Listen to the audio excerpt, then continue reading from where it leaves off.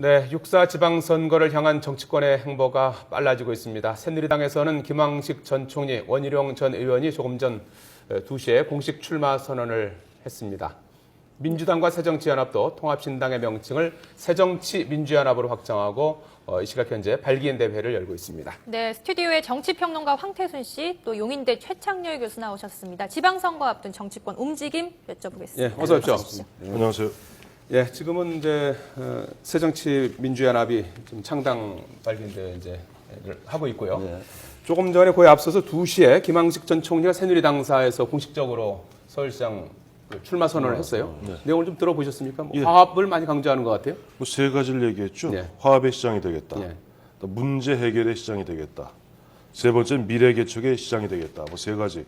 본인이 시장이 되면 그 세 가지를 하겠다 얘기했는데 이미 보면 지난 금요일이죠. 3월 14일 저녁 때 오후에 보면 귀국하면서 한 10여 분간 예, 기자들하고 공항에서 일문일답하면서 상당 부분 뭐 자기 본인의 어떤 뭐랄까 구상이랄까 또 보면은 정몽준 의원을 어떻게 생각하는지 또 박원순 시장을 어떻게 평가하는지 이야기가 나오고 네. 또 어제 하루 건너서 이제 오늘 한 이틀 만에 이런 얘기하니까 좀 더 정리된 느낌은 있는데 이런 느낌이 드네요.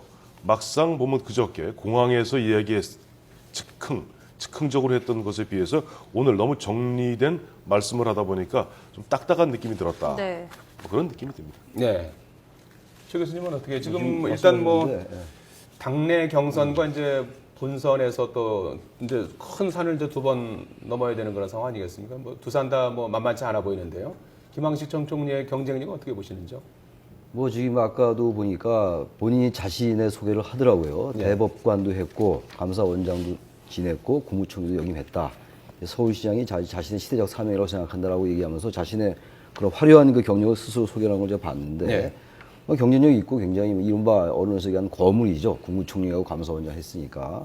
그런데 아까 잠시 전에 보니까 두 가지로 저는 생각을 했어요. 일단 미래에 대한 자기의 포부를 밝힌 것 같아요. 나눔과 배려의 시장이 되겠다는 얘기를 했고 예. 그다음에 현실 인식은 상당히 이제 서울시에 대해서 문제 인식을 어떻게 가지고 있냐면은 서울시의 고통지수가 대단히 높다. 네. 전국 최고다. 네. 그리고 자살률이 역시 높다. 이거 자살률이 사실 우리나라가 뭐 OECD 국가에서 높은 편 아니에요. 근데 서울이 상당히 높죠. 이런 것들에 대한 이제 현실 진단인 것 같아요. 그러니까 나눔과 배려는 자기가 뭔가 서울시장의 포부를 밝힌 거고 현재 이러이러하기 때문에 바꿔나가겠다는 얘기인데 정몽준 전 의원과의 경선 구도겠죠. 결국은 뭐 이해운 최고도 있겠습니다만 정몽준 의원이 상당히 좀 약간 좀 앞서 있는 것 같아요. 네. 이제 근데 이제 뭐 정 의원은 계속 언론에 노출이 많이 됐었고 네. 최근에 또 박원순 시장과의 여러 그 현실 문제나 여러 가지 그 서울시에 관련돼서 설전을 많이 벌이고 이러면서 노출이 많이 됐었죠. 네. 그래서 정 의원이 상당히 지지율이 좀 올라가는 추세였던 것 같고 김황식 전 총리 예비해서 좀 출발이 늦은 건 사실인 것 같습니다. 그래서 네. 아직은 지지율이 잘 안 나오고 있는데 이제 뭐 이제 출마 선언을 했으니까 예. 자신의 어떤 포부도 밝히고 구상을 밝히면서 좀 지켜봐야 될 것 같습니다. 예. 네. 이 두 대결, 굿바이 히트를 치겠다, 이렇게 김 전 총리가 얘기를 했어요. 그랬더니 정몽준 의원이 야구는 먼저 앞서가는 쪽이 이기는 경우가 많다, 이렇게 응수를 했습니다. 네. 앞으로 이 두 후보 간의 이 경쟁이 좀 치열할 것 같은데 어떻게 전개될 것으로 보시는지요? 글쎄요, 정몽준 의원과 뭐 김황식 전 총리가 다 장단점이 있죠. 김황식 총리는 제가 아까 말씀드린 그런 화려한 경력에 그리고 또 뭐 흔히들 하는 얘기입니다만 고향이 호남이다 보니까 서울 유권자 중에 호남 인구가 제법 있지 않습니까? 그래서 네. 표의 확장성 같은 데 도움이 좀 될 거고요. 네. 단점이라고 얘기하면 뭐 여러 번 지적된 것입니다만 아무래도 이명박 정부 때 총리를 지냈으니까 네. 4대강에 대해서 야권에서 비판을 거세게 해오겠죠. 이런 것들 뭐 단점을 작용될 수 있을 거고 정 의원은 또 반대로 재벌 이미지가 강한 게 단점일 수가 있을 겁니다. 근데 어쨌든 그 칠선을 역임하면서 상당히 전 그 평가를 받았다고 봐요. 울산 지역에서 상당히 된 거라 하더라도 또 그리고 나름대로 어쨌든 이 국회의원 7번 된다는 게 만만한 문제가 아니거든요. 네. 그래서 이 경선에 돌입하면은 막상 관료만 지냈던 법관만 지냈던 이 김황식 전 총리하고 그리고 네.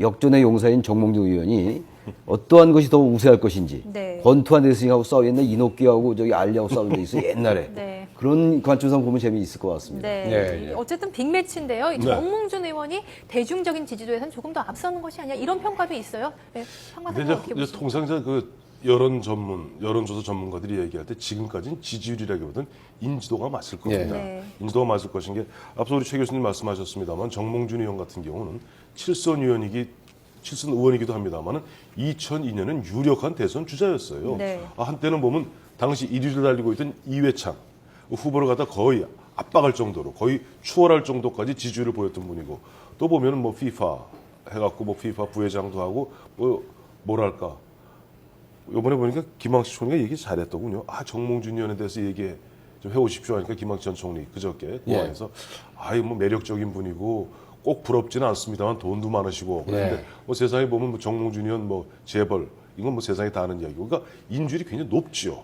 근데 그에 비해서 사실은 김황식 전 총리 같은 경우는 총리를 2년 4개월 지냈고 앞서 우리 최 교수 말씀하신 대로 호남 총리 그것도 특히 광주 전남 출신의 총리로서는 60년 헌정사에 딱 한 분입니다. 김학수 전 총리 딱 한 분이고 전라북도는 좀 있어요. 전라북도는 황희정 황인성 총리도 있어요. 고건 총리 네. 있었습니다. 딱 고건 한 총리도 분이고 있었고. 거기다 어쨌든 5년 단임제 대통령제에서 2년 4개월 2년 5개월 가까운 최장수 총리로서 흔히 명재상이라는 얘기를 듣지 않습니까? 그러니까 후발주자죠. 뭐 선거 이제 80일 남았습니다만은 뭐 경선까지 따지면 뭐 4월 25일이 경선이니까 이제는 한 달 조금 더 남았습니다. 네. 그런데 어쨌든 지금 김황식 전 총리 입장에서 인지도가 떨어지는 건 사실이지만은 어쨌든 뭐 오늘도 보니까 어제죠. 어제 오늘 보면 계속 옆에 이성원 전 의원이 옆에 보이더군요. 보면 예. 이른바 친박의 좀 핵심 중에 한 분이고 네. 또 보면은 원외 당협위원장 또 의장이고 뭐 이런 분이 계속 보면 적극적으로 돕고 있고 하니까 뭐 어제 보니 김학수 총리 그 공항에서도 얘기했죠.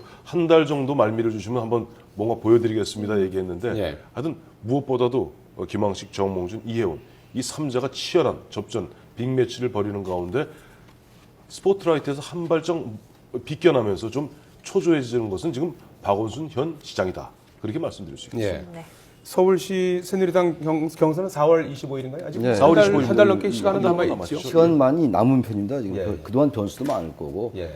이제 선거 다가올수록 이 같은 하루가 물리적인 하루가 아니겠죠. 예. 점점 선거일이 임박하면은 하루가 이제 한 달이고 하루가 뭐 1년이 될 겁니다. 굉장히 여러 가지 변수가 많고 상황이 많이 바뀔 테니까. 이해운 후보가 캐스팅 보트를 행사한다면 어떻게 될 것 같습니까? 누구를 지금- 지지할까요? 즉 이해운 예.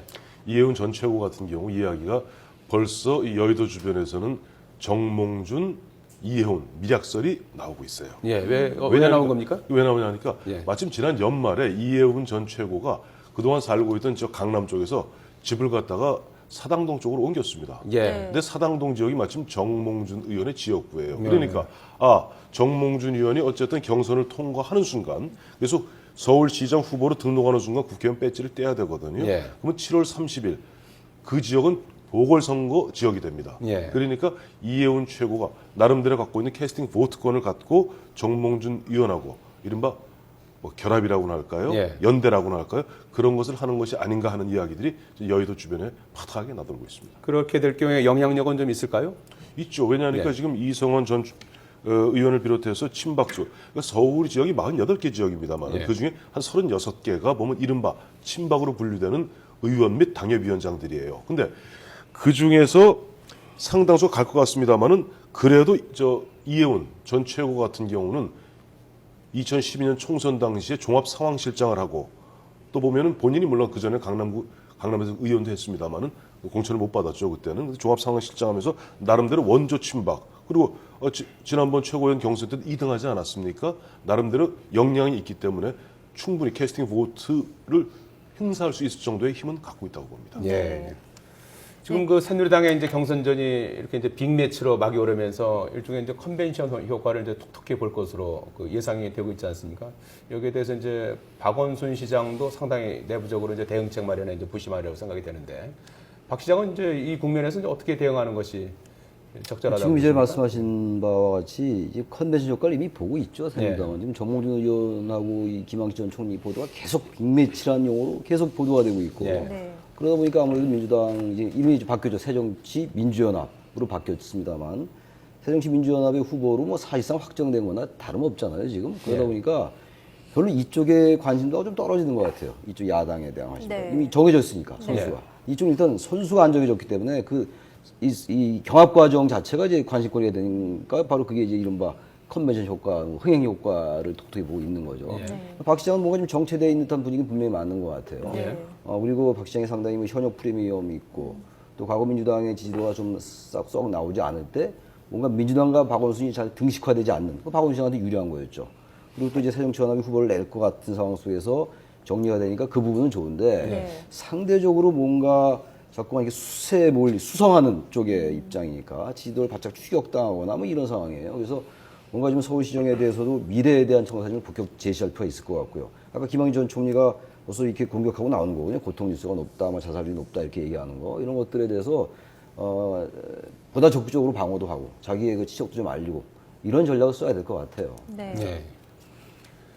제주지사 오늘 원희룡 전 의원이 이제 출마를 선언하지 않았습니까? 그렇죠. 제주에서는 이제 우금민 현 지사가 이제 뭐 경선으로 갈 경우에 이제 불출마하겠다고 이제 선언했는데 공천 후유증이 좀 있을 것 같지 않습니까? 공천 후유증 그렇죠. 그 보면 당초 우금민 현 지사가 이번에 4번째 도전입니다. 관선 때까지 합치면 5차례 이상을 지금 지사를 지내고 계신 분인데 얼마 전에 우금민 지사가 한 17,000여 명 당원을 끌고 새누리당에 입당을 했어요. 근데 새누리당 제주도 총 당원 수가 2만 명입니다. 그중에 17,000명이 우금민 지사가 데려온 사람이에요. 예. 그러다 보니 원희룡 전 의원 입장에서는 당내에서 2대 3대 3대 2에 기존의 경선 룰대로 경선하면 나는 안 하겠다.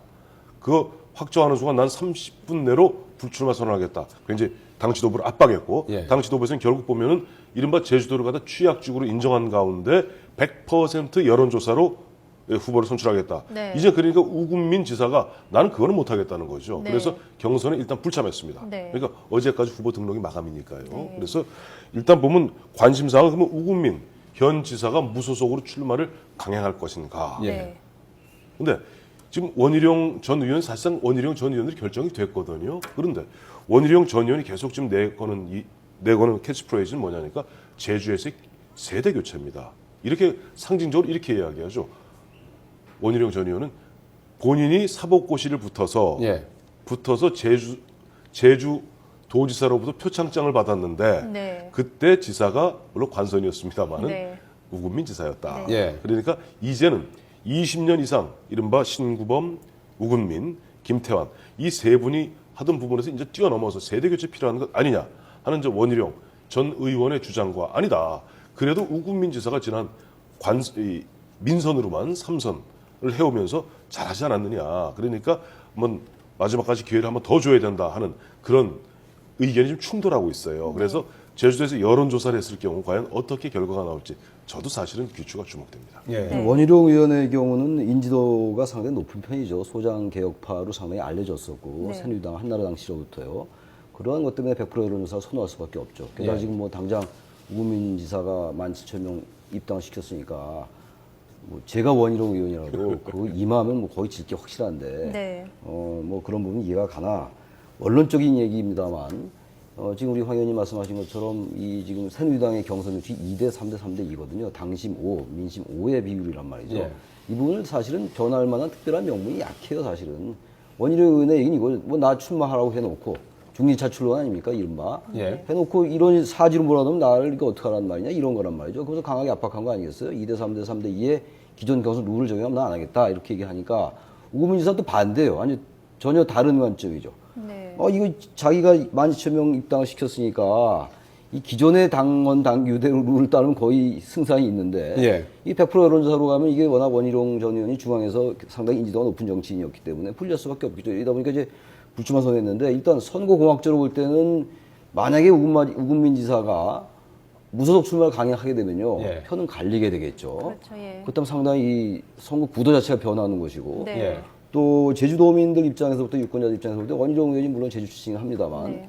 서울에서 정치 활동하는 사람이 갑자기 날아왔다는 이런 네. 비판을 또 할 수 있겠죠. 예. 이런 것들이 어떻게 이제 전개될지 모르겠어요. 그래서 제주지사 선거가 굉장히 맞습니다. 예. 구도가 어떻게 될지도 모르겠고 이 상황이 좀 어려운 것 같습니다. 네, 예. 제주도에서 우금민 지사의 입지가 굉장히 강하긴 하지만 역대 우금민 지사의 성적표를 보면요 무소속으로 출마했을 때도 계속 당선이 당선됐죠. 됐었습니다. 예. 관선 지사도 지냈고 인선 지사도 3번이나 그랬죠. 지냈고 하기 때문에 실제로 해보면 이 표가 상당 부분 갈릴 것 같거든요. 갈릴 것 같아요. 예, 실제로 경쟁이 어떻게 전개될지는 또 더 지켜봐야 지켜봐야 될 될것 것 같아요. 같습니다. 예. 앞서서도 이제 전해드렸듯이 지금 민주당과 새정치연합 이 시각 현재 통합신당 발기인 대회를 열고 있지 않습니까? 네. 이게 법적으로 꼭 거쳐야 되는 그 대회죠? 그럼요. 예. 발기인 대회를 거쳐야지 이제 신당 창당을 위한 이제 그렇죠. 첫 걸음을 걸었다 이제 이렇게 봐야 되는 발기인 대회를 하는 순간 일종의 이제 창준이가 되는 것이고 예. 그래서 당초 3월 23일 날 창당 대회를 하겠다는데 한 3일 정도 연기가 됐죠. 그래서 한 3월 26일 경에 아마 이제 새정치연합 보니까 새정치민주연합입니다만은 약칭은 새정치연합으로 써달라 네. 하는 것이 네. 그쪽 주문이죠. 아, 지금 현장 나오는 화면이 거예요. 들어오고 있습니다. 예. 지금 이제 보니까 공동위원장 김한길 대표와 이제 안철수 의원이 아마 이제 공동 준비위원장이 예, 예, 공동위원장입니다. 담당 준비위원장으로 나설 것 같습니다. 오늘 아침에 이제 세당의 그 명칭은 발표가 됐어요. 예, 새정치민주연합인데요. 예. 새정치민주연합인데 약칭은 새정치연합으로 해달라. 그러니까 새정치연합은 당초 안철수 의원이 이제 창당하려 했던 당 이름이 새정치연합이죠. 그리고 네. 민주에 대해서는 아무래도 민주당의 고정 지지층들이 전통 지지층들이 그래도 민주는 들어가야 되는 것 아니냐 하는 그런 강한 요구가 있어서 아마 새정치, 안철수의 새정치와 민주당의 민주 그 두 세력이 어디 화학적으로 융합하겠다 뭐 이런 취지에서 새정치민주연합으로 결정한 것으로 알고 있습니다. 지금 화학적이라는 말씀 주셨는데 저는 이 당명에서 말입니다. 새정치연합과 민주당이 합친 그대로 아닙니까? 네. 한자도 빠지지 않았어요. 새정치 따오고 민주 따오고 연합 땄어요. 앞으로 우리가 그러다 보니까 이게 새정치 전 당명을 뭐 민주연합이 겸하고 새정치 싶냐면 초도 없어 그럴 실천을 뭐 다짐하는 그런 수도 없는 결의에, 것이는데 예, 이게 좀 기계적 결합처럼 느낌이 그분, 일단 예, 들어요. 일단 인사드리겠습니다. 민주 새정치 예, 연합 여러분 큰 막 갖다 박수로, 붙인 그러니까 예, 야권에서 이 축하해 당명을 주시기 새로 바랍니다. 만들면서 상당히 곤혹스러운 것이 그대로 반영된 것 같습니다. 지금 우리 황 의원 지적하신 것처럼 네, 민주라마를 늦차는 민주당의 주장이 있었고 뭔가 민주당이란 먼저 말을 넣으면 또 자꾸 안철수 구정체가 인식되니까 보다 다른 공동위원장님의 발상의 전환으로 이름을 넣지 말자 이런 주장이 좀 이렇게 팽팽하게 여러분 큰 박수로 대입됐었잖아요. 맞아주십시오.